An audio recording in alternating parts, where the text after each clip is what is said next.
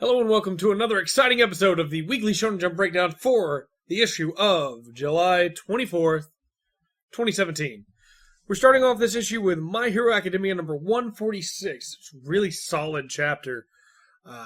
Rappa respects Kirishima in a really cool way, to the point where he'll hit Tenkai to stop him from trying to fight back as well.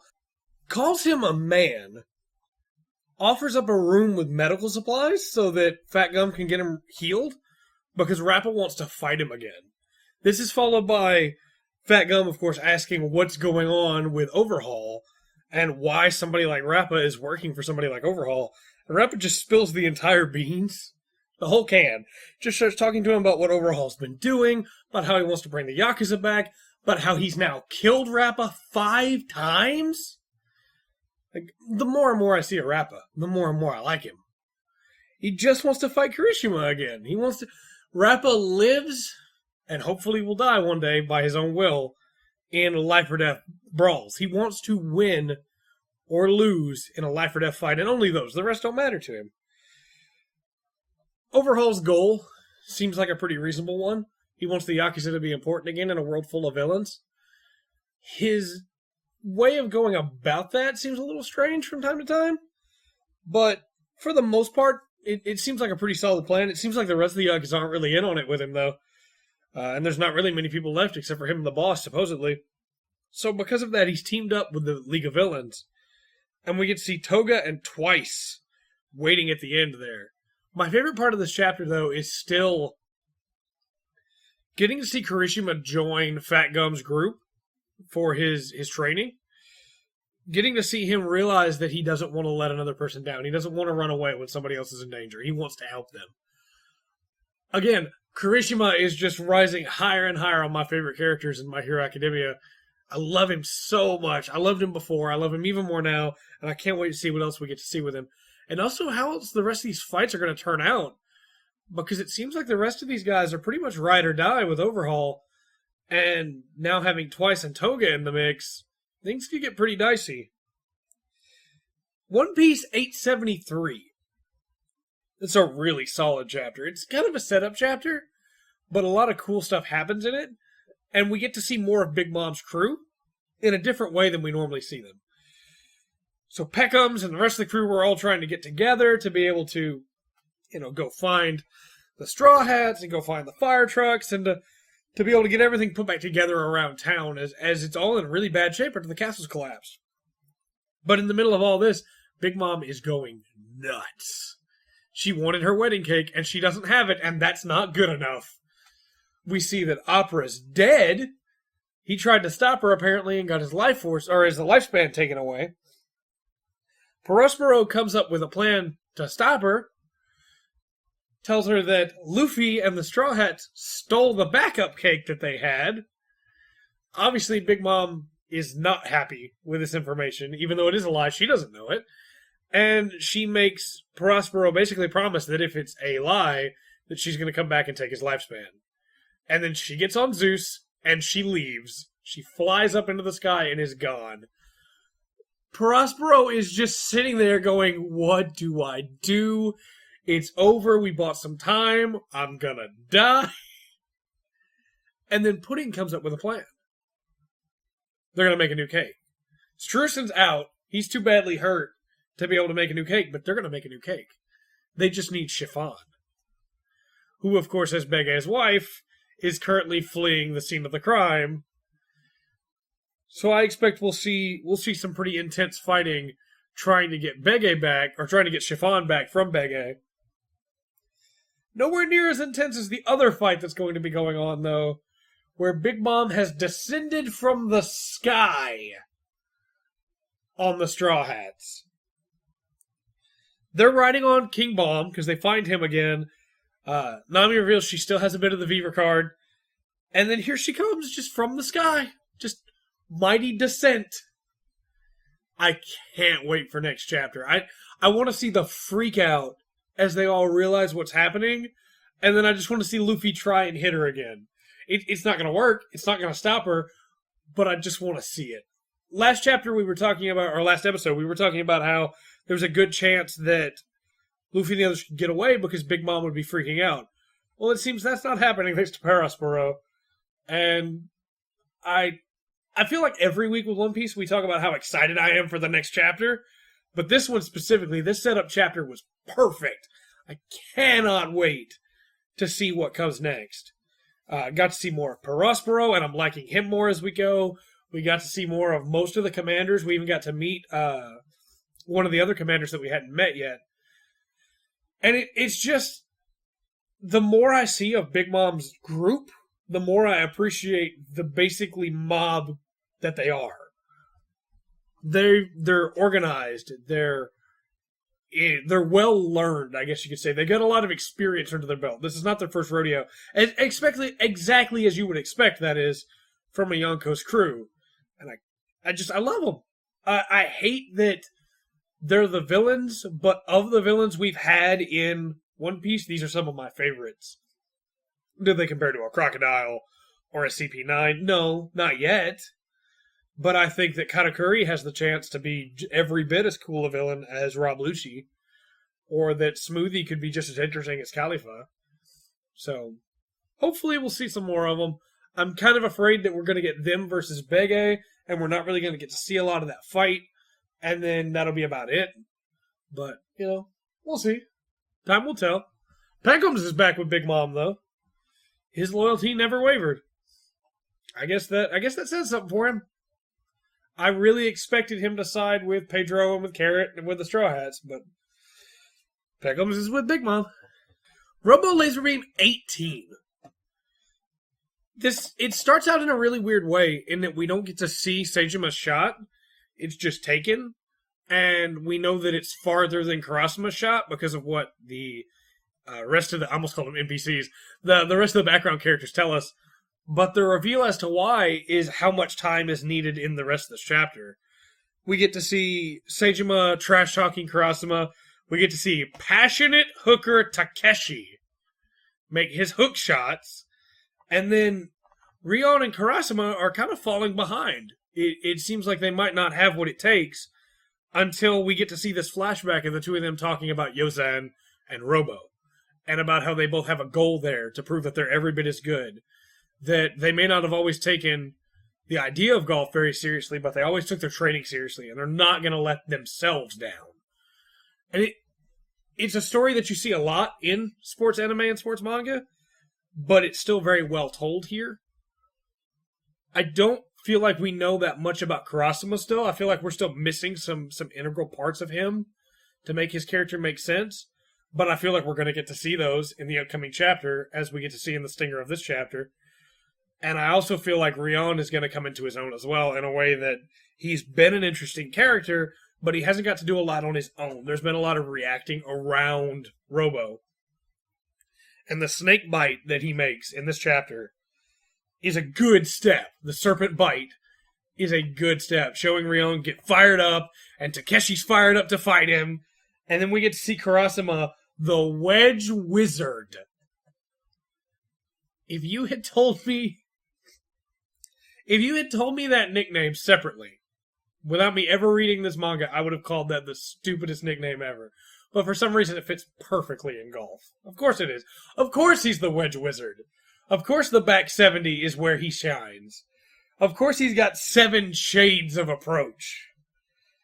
He also has some really nice spins, flipping that 6-iron around his arm like that. Very excited for more Karasuma. I think of the 4, he's the one that I felt was the most mysterious and not in a good way. He felt the most bland, I guess. It just seemed like he was kind of there. Like he was the good ace that didn't really say much, and I want to see more from him. So, looking forward to some more of that. The Wedge Wizard needs to shine. Also, I have a really hard time saying Wedge Wizard. Black Clover 118. Character polls. So for the Japanese side, we have Asta in first, then Yami, Noel, Yuno, Nero. Nero's really high up. I didn't expect that, to be honest.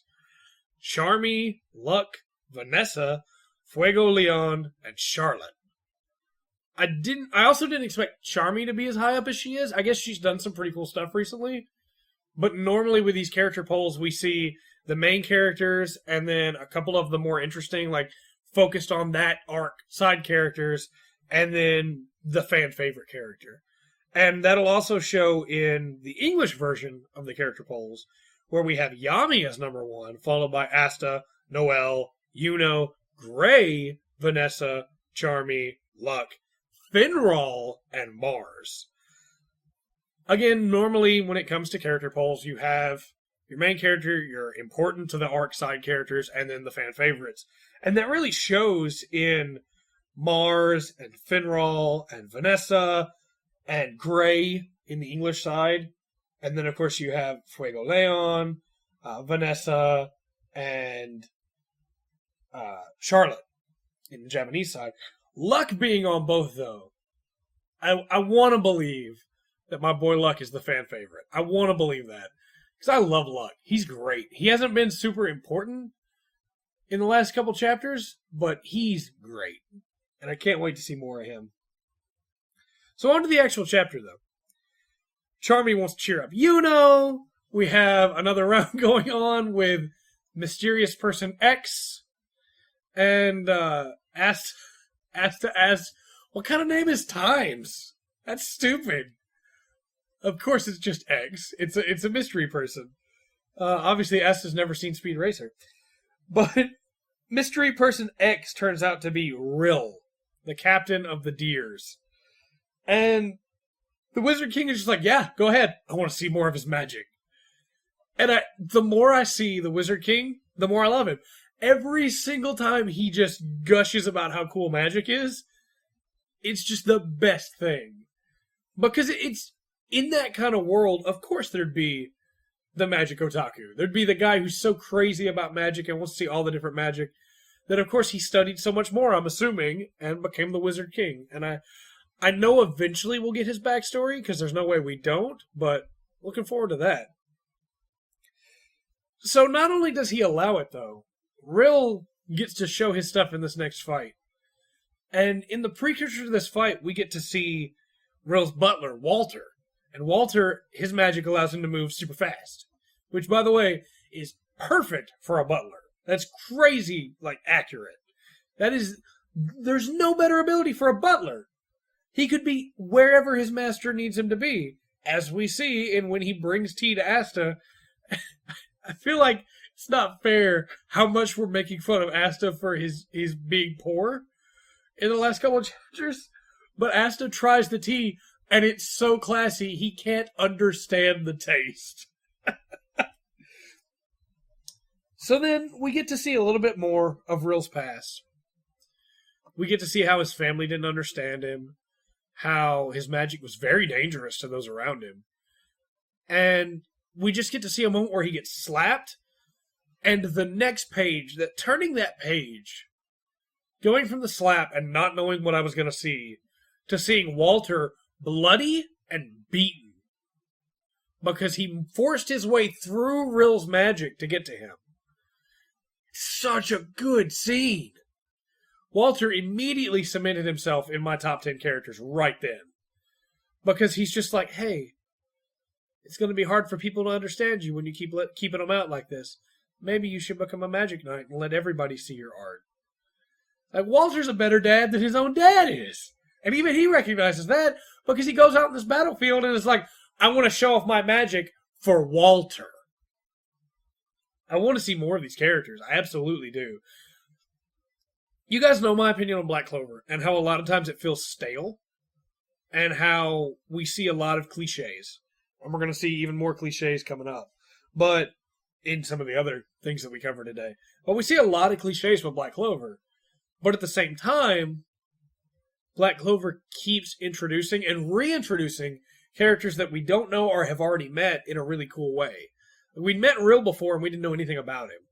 Finding out that he's this disguised person where the magic pops and he's just like, it's Rill! And then finding out his backstory. Black Clover, I think, is one of the best in the business right now at introducing new characters. I think obviously One Piece and Hunter x Hunter are both absolutely up there with introducing new characters. But there are very few times that Black Clover introduces a new character that I'm not at least interested. Now, the problem these characters will have is that they will also be relegated to the wayside with a lot of the other cool characters we met. But maybe some of them will come back. Maybe some of them will get top billing every once in a while. And I think, honestly, that's enough for me. As long as I can keep seeing new characters and some of the same old cool characters doing cool stuff, I think I can look past most of the problems. Food Wars 224. The Team Shokugeki still going. I got that word this time, listeners. And Kuga is smoking his pork in a wok lined with aluminum foil. I took some cooking classes. I was a chef for a little while for a restaurant. I had no idea you could do this. I want to try it at some point. I don't know what I want to smoke, or how much smoke that would cause, or anything of the sort, but that's crazy cool. And the fact that even some of the main characters who have been chefs their entire life, Soma didn't know. And he's like, oh man, I gotta try that. It's like, that's super cool. I looked it up because I was like, this isn't true. Food Wars has a great history of always being right about the food. This can't be. It's absolutely true. That's super sick. I can't wait to try it. But, onto the chapter itself. He's smoking the pork with the tea leaves. Crazy clever idea. And then everybody's like, but clearly Mimisaka must be at a disadvantage. He's been helping Kuga. Well, no, because Mimisaka has perfected the trace to be perfect trace flash. Or like the flash of a camera. He has completely perfected Saito's cooking style. Now, obviously, this has a problem that the characters haven't addressed yet, but that absolutely is standing out to me, which is that if their food is exactly the same, who wins that battle? We'll see, I guess. It's possible that Mimisaka has something else planned to add to it, but just can't say at this time for sure. However, getting to see Kuga admit to laying down his pride for the sake of his juniors, it's a great Kuga scene. It's so good, because what we've known about Terunori Kuga so far is that he's very prideful, that he wants to be able to beat Tsukasa, and he wants Tsukasa to recognize him. The fact that he's willing to set aside that pride so that him and his juniors can win, it speaks out so much for who Kuga is in a way that we didn't get to see Kuga before. It recontextualizes him in the same way as what I was mentioning before, Black Clover. Recontextualizing a character and adding a new, basically like a new trait to them almost in D&D terms, without changing who they are as a character is one of the best ways to bring a character back around for your viewers, or for your readers. And having Kuga just throw it all away for his pride is what most of us probably expected Kuga to do. It's the cliche thing to do. You always have that one guy in your story, whenever there's a battle, that will do anything for the sake of his pride. But Kuga freely admits his pride isn't what's important here. It's taking down Tsukasa. And in throwing away his pride, in setting aside his own personal vendetta, to be able to win for the sake of the team, Tsukasa notices him for the first time. This fight is only getting started, and is only going to get better. Hunter x Hunter 365. I feel like we're finally getting out of that lurch that we were in with Hunter x Hunter, where last week I was excited to see what happened with the phone calls. And this week, as usual, for Togashi, Hunter x Hunter throws a curveball. And Kurapika gets the third prince instead of the first. Zhang wants information, so he makes an offer. And Kurapika accepts that offer. He, the prince, and the queen are going to go talk to Shang. Obviously, there's going to be some more problems, especially because Prince Benjamin had already hung up by the time he got over there. However, Tubeppa was not against the call. Waited his turn, took the call. Another offer was made, which Kurapika also accepted. Things are tense on this ship, and even as they walk past Sarad's room, you see his guards keeping an eye on them. They get to Zhang's room, and there's guards outside there that are able to confirm that they're here. And then one of the coolest little moments in this chapter is where Kurapika is talking to Xing, but he's also talking to Oito to tell her what's going on with Nin, because now that she has his ability that he stole, she can absolutely see the Nin Beast behind Chang, and it's probably terrifying. We know it's terrifying with the way her hands shake when she's trying to open the water bottle. But she makes it through. And Kurapika finally ends the chapter off by basically saying, hey, what I'm about to say will change everything about how this battle's fought. Don't know that you want to have this conversation in front of one of the first prince and the second queen's men. Not much else really to say about the chapter. It was a really good setup chapter with a lot of tense moments. And I'm very much looking forward to where Togashi goes next with this whole boat arc. It's come around in a really cool way, from where I didn't care about it at all to Kurapika's doing things, and now I want to see what's happening. It's almost like I care about these main characters that we have and not all these brand new characters that have been introduced. The Promised Neverland. Every time I have to cut it because I pronounced that wrong. The Promised Neverland 48. Sanju is still creepy. I still don't trust him. But I feel like after this chapter I have a better idea of who he is. It's not that he doesn't care about these children, and it's not that he's betraying these children. It's just that he doesn't expect them to live, really. If they do, great, but they're up against however you pronounce that name that's in a form of characters, and they're going to find out exactly who they're up against soon. Meanwhile, the kids are asking Sanju, like, what's going on? Why are you traveling the world? And he says, who knows? That's not a true answer. That's definitely a cover-up. So I don't know if maybe Sanju and Mujika are traitors to the demons, if they've been thrown out because they sided with the humans, or anything like that, but something definitely happened there. And I really hope we get to learn what that is soon. I'm afraid it's probably going to be like 30 chapters before we hear anything else about Sanju and Mujika. We learned that despite the fact that they're traveling, Sanju has set up these vampire trees where there's a cave system underneath. It seems like they've spent a lot of time to doing this for travelers. They might stay in this forest more than he says. And then, of course, the kids all gather around Emma and Ray and give them a pep talk. Hey, you got to take better care of yourself. You can't just worry about us. One of the kids is like, Ray's going to try and kill himself again. It's just this really powerful moment for their family, in that we've only seen this adoration really from a handful of characters.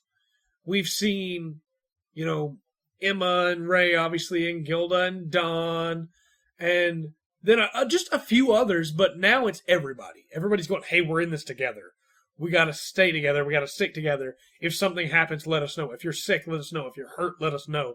Take better care of yourself, because we're all in this together. And even Sanju agrees when they're asking him if Ray would have died. He's like, yeah, 100%. He would have died. No doubt. Again, I feel like this chapter ended on too much of a high note, even though it did end with the creepy conversation between Sanju and Mujika about that name, who from now on, until we get a proper translation, I'll be referring to as him. But every time a panel changed, we got closer to the door, or the doorway, anyway, that was leading out of these caves, and I just kept expecting to see a demon there. Because they're after him. They found Ray's note. They don't know what it means, but they found it. So we'll see next chapter if there's a demon waiting outside or not, and if Sanju will kill it and let them be able to get away, or if it's clear out there and Sanju and Mijika are just like, see ya. My prediction is that it's going to look clear, they're going to tell him to go ahead, and then something's actually going to be following them, and something's going to happen to Mijika. I think she's going to go try and help them. She seems attached to the kids already. I think she's going to try and help them, and something's going to happen to her. But we'll see. We never learned 24. This was a really good chapter. It's got a lot of cliches, as I was talking about earlier with Black Clover, but I feel like the cliches in this case are justified, because it's not that Yuiga just didn't understand everything that was happening. It's that were it not for the thing that another character saw, nothing he was doing would have seemed out of place.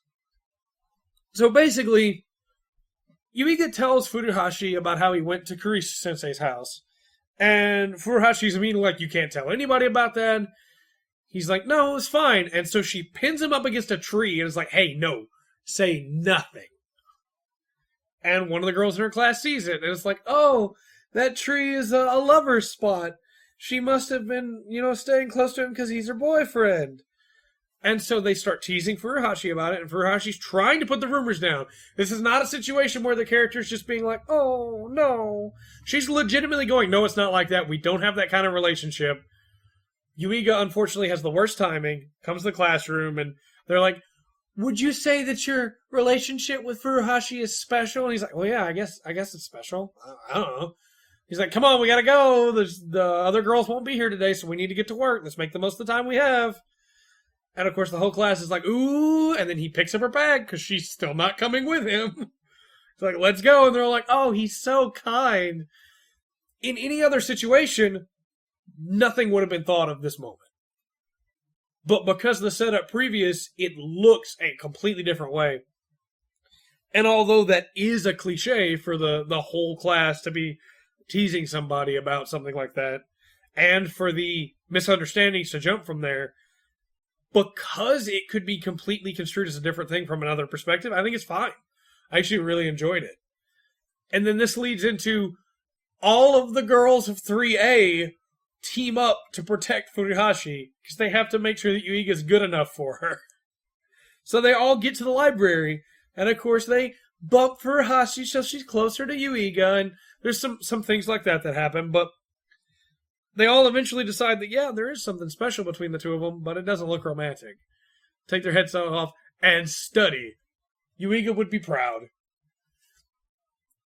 Afterwards, Furuhashi, who by the way kept stealing looks at Yuiga the entire time they were studying and couldn't concentrate, Furuhashi is talking to Yuiga and explaining everything, and he's like, oh, I had no idea, I'm so sorry. And she's like, well, we could just become a couple.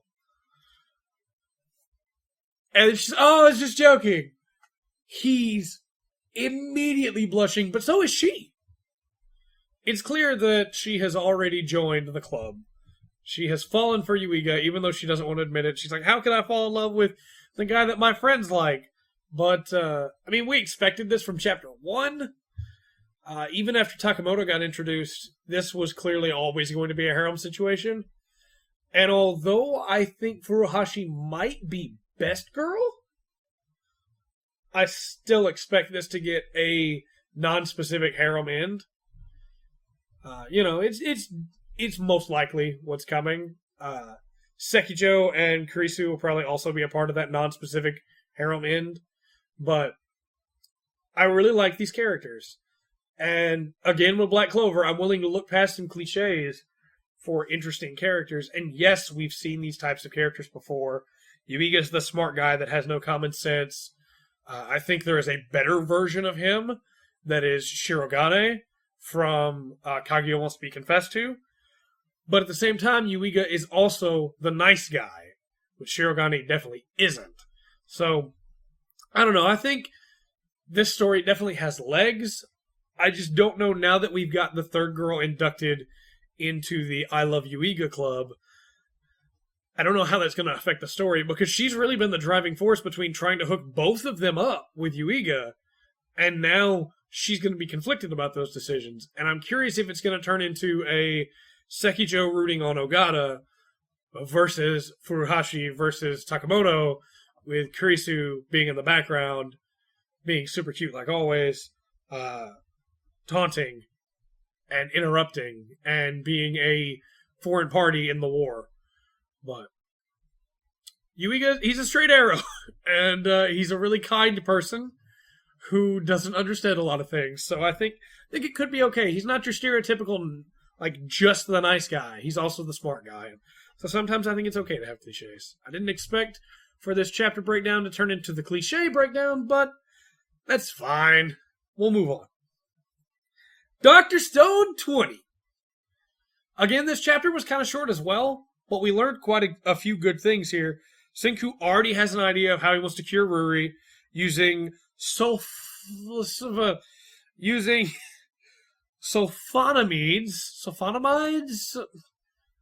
You know what? Hold on. Sulfonamide. Definitely didn't just look that up. You definitely didn't just hear Google pronounce that for you and me. Using sulfonamides. But it's going to take a little bit of time. It's not going to be an easy process, and they've got quite a few steps to clear. Meanwhile, the village really doesn't seem super happy about him being here, as we already expected. And the chief, Kohaku and Ruri's dad, absolutely doesn't want him there. So that's going to be interesting to see how that starts rolling out. I could see Senku being sent away, and him and Chrome teaming up to get the materials together, and then Chrome taking it back for Ruri, and then after they see it work, Senku, being allowed to come back. I thought the moment where Senku is grinning and Chrome and Kohaku call him out on it, because he's doing it for his own desires, it's a really good moment. And then, of course, Chrome already has a magnet, so they're already started. They start gathering the iron dust. But the best part of this chapter for me is still when they're talking about the stars. And Senku realizes that the Earth is tilted on its axis. The time has passed, and it really sinks in for what seems to be the first time that 3,700 years have passed. That nothing's the same as it was before. And Senku he's beating himself up because, of course, he didn't realize he should have. Obviously, the Earth's axis changed, but it's just a really powerful moment as he looks up to the stars and realizes that everything's changed. I mean, he knew ahead of time, knew before he ever got here that everything had changed, but science had never changed on him, and now he has to accept that even science is having to change as time has passed. Really good setup chapter. Really good setup chapter. Speaking of setup chapters, One Punch Man 71. This chapter is short, 11 pages long. It's also a cliffhanger, and it's a cliffhanger that hurts as a fan of Snek and Lightning Max. But there are some really good moments in it. I'm not going to say that the writing or the art was subpar, because it definitely wasn't. Suiryu wants to leave. They beat the crows. Goketsu's all that's left, and they can't beat him, so he's going to go. And Max and Snek are like, yeah, go. He's going to chase us down anyway, so we're going to put up a fight here. You can run. And so he does. And we get these really nice, beautifully done panels where Suiryu is turning. And as he turns, he's running away, and you just see wham, smash, and you get the two screams of Lightning Max and Snek, and we don't even get to see them get maybe killed on screen. Now, granted, this is not the first time they've been hit by really heavy attacks. The Deep Sea King hit them really hard. It's possible that they're fine, but it's also possible they're dead. I don't want them to be. I love these characters, but it really sells the strength of Goketsu in this moment where they're just beaten off screen, just completely devastated off screen.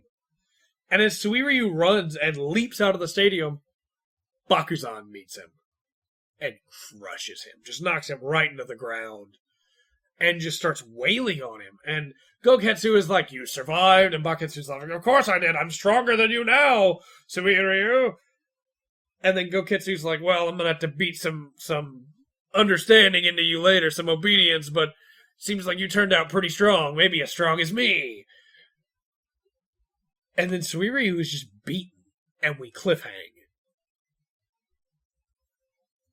And I mean, we all can probably figure where this is going to go. Saitama's going to show up, and he's going to win. But how many people have been destroyed by these two? Well, mainly Goketsu, but now Bakuzan. Heroes that have just been crushed. And Suiryu has come through such a great arc that I don't think he'll die here. I think he'll come back around. I think he'll be okay and maybe even become a hero. But, man, it's so short but such a good setup chapter. There's not really anything else to say about it. Max and Snek facing down Goketsu, even with that gigantic size difference, and then just getting wrecked off screen. Man, next chapter can't come quick enough. Next week needs to hurry. So, Yu-Gi-Oh! Arc V 24. I'm going to be honest with you, I have not kept up with Arc V at all. Haven't even read the first chapter. But man, this is something. These religious references are just a bit on the nose. Adam, Eve, God, the spirit of Adam, the spirit of Eve, God wanting to control people. This is a thing. And I don't know that I like it. The demon stuff in GX was already weird enough, and then the stuff with the dragons and the signs in 5Ds. This is rough. The reincarnations and the descendants of the split personalities. This is only chapter 24. Where's this series going? All that said, there's a space colony, so I'm in. I'm going to have to get caught up because I'm in with the space colony.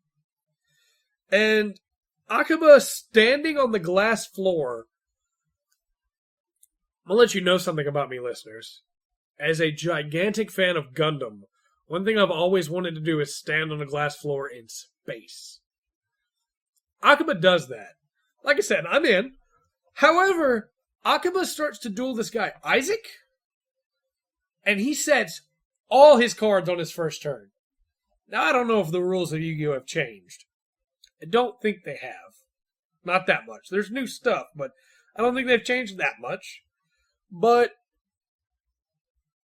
I know we're used to Yu-Gi-Oh! Characters, like, especially the protagonists. I know we're used to Yu-Gi-Oh! Characters, especially the protagonist, cheating. Because the manga is separate from the rules of the game.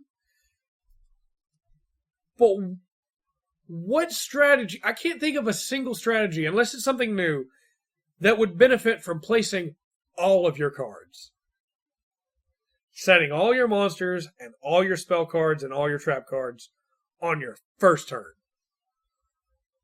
I'm sure he has a plan, obviously. But what the heck? And then for Isaac to set two monsters in one in his left zone and one in his right zone. What are a left and right zone? And then to set the rest of his cards. I'm in. I don't know what's happening, but I'm in. And I think that should say something. 24 chapters in, and somehow this is winning me over. It's weird. It's crazy. But I can accept that. I mean, I'm a fan of JoJo. I can accept weird and crazy. This is not even close to how weird Part 7 and Part 6 get in JoJo. But still, very strange. And then the author comments this week are pretty good. There's thanking everybody. Togashi left some Easter eggs in. So, see if you can find those. I couldn't. I looked around. Maybe I'm just bad at finding Easter eggs. But, hey, maybe you guys can. With all that said, though, that's it for this week for the Weekly Shonen Jump Breakdown. Send us an email at thefullspectrumpodcast@gmail.com if you have any questions about Weekly Shonen Jump you'd like to ask, or leave them in the comment section below. Thank you very much for your time. And remember to always enjoy the full spectrum that Jump has to offer.